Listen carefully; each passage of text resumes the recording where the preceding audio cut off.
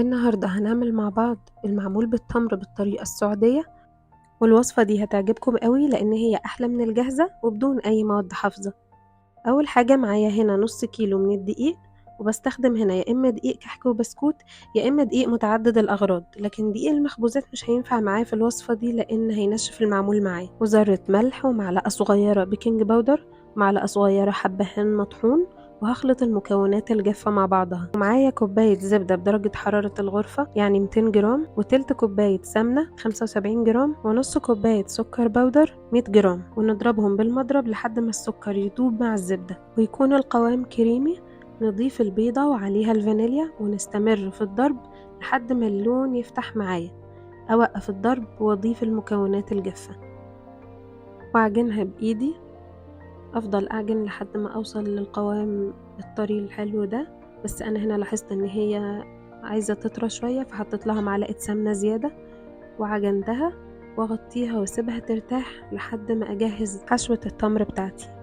هنا عندي نص كيلو تمر مفروم أو عجوة، وعليها معلقة صغيرة قرفة ومعلقة كبيرة سمنة، وضفت معلقة صغيرة حبهان مطحون.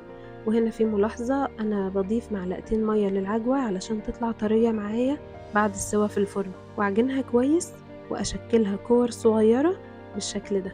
وهنا هوريكم إزاي ممكن نشكلها بقالب أو من غير قالب.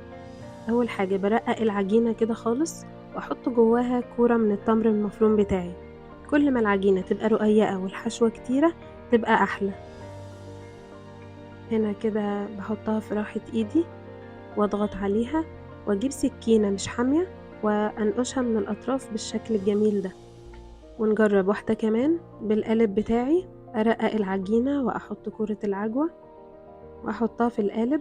شوفوا شكلها طلع جميل ازاي، الشكلين احلى من بعض.